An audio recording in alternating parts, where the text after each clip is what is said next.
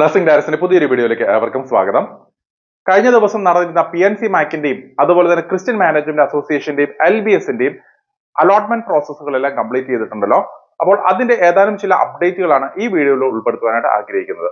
അതിൽ നമ്മൾ ഏറ്റവും ആദ്യം നമ്മൾ നോക്കിക്കഴിഞ്ഞാൽ AMC SFNCക്ക് ക്രിസ്ത്യൻ മാനേജ്മെന്റ് അസോസിയേഷന് കീഴിലുള്ള 35 വരുന്ന കോളേജുകളിലേക്കുള്ള അഡ്മിഷൻ പ്രോസസ്സുകളാണ് ഈ ഒരു അസോസിയേഷൻ വഴി നടത്തിയത്. അപ്പോൾ അതിന്റെ സ്പോട്ട് അലോട്ട്മെന്റ് ആണ് ഇന്നലെ എറണാകുളത്ത് വെച്ച് നടത്തിയിരുന്നത്. അപ്പോൾ ഏകദേശം 55 സീറ്റുകളായിരുന്നു അവിടെ വേക്കന്റ് ആയിട്ട് വന്നിരുന്നത്. ആ സീറ്റുകളെല്ലാം തന്നെ ഫില്ലായിട്ടുണ്ട്.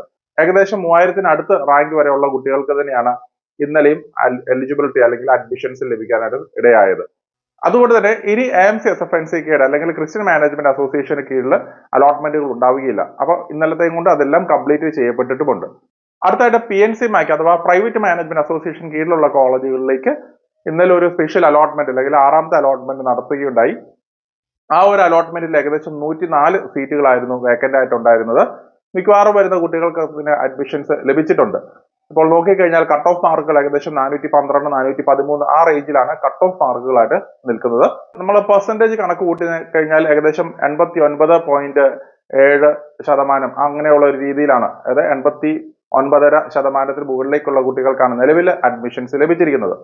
പക്ഷേ ഇവിടെ PNC മാക്കിൽ എടുത്തിരിക്കുന്ന മറ്റൊരു കാര്യം, ഏകദേശം 50 കുട്ടികളുടെ വെയിറ്റിംഗ് ലിസ്റ്റുകളും ഇവിടെ കൊടുത്തിട്ടുണ്ട്. അതായത് 411 കട്ട് ഓഫ് മാർക്ക് വരെയുള്ള കുട്ടികളുടെ വെയിറ്റിംഗ് ലിസ്റ്റ് ഇവിടെ നൽകിയിട്ടുണ്ട്.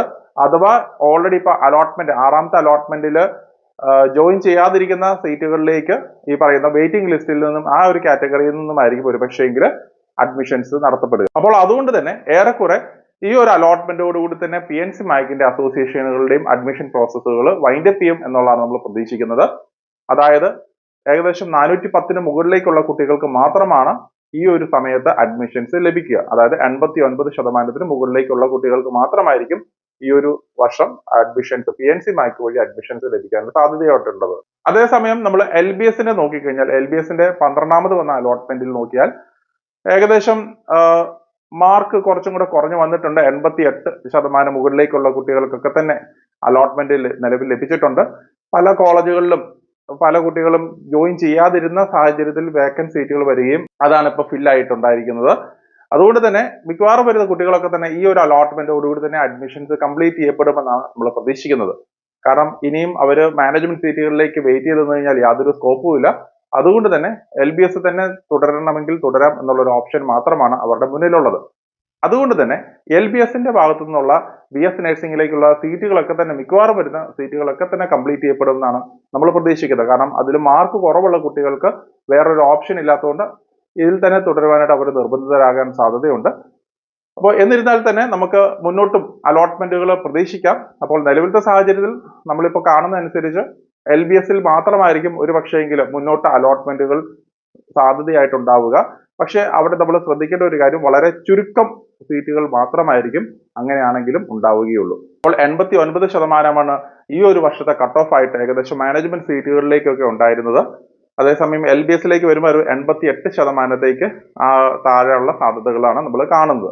അപ്പോൾ എന്നിരുന്നാൽ തന്നെ അതിലും താഴെ മാർക്കുള്ള കുട്ടികൾ, ജനറൽ കാറ്റഗറി വിഭാഗത്തിന്റെ മാർക്കുകളാണ് നമ്മൾ പ്രതിപാദിക്കുന്നത്. അപ്പോൾ അതിലും താഴെ മാർക്കുള്ള കുട്ടികൾ തീർച്ചയായിട്ടും അടുത്ത ഓപ്ഷൻസ് നിങ്ങൾ പ്ലാൻ B തയ്യാറാക്കി വെക്കുക. ഇപ്പോൾ കേരളത്തിന്റെ പുറത്തേക്കാണെങ്കിലും മികച്ച കോളേജുകളിലേക്ക്, കാരണം പലയിടത്തും ക്ലാസ്സുകൾ തുടങ്ങാനും ഒക്കെ ഇരിക്കുന്ന സാഹചര്യങ്ങളാണ്. അതുകൊണ്ട് തന്നെ ഇനിയും സമയം കളയാതെ എത്രയും വേഗം തന്നെ നിങ്ങൾ ഉചിതമായിട്ടുള്ള തീരുമാനങ്ങൾ എടുക്കുക. അപ്പോൾ മറ്റൊരു അപ്ഡേറ്റുമായി ഉടൻ തന്നെ കാണാം. നന്ദി.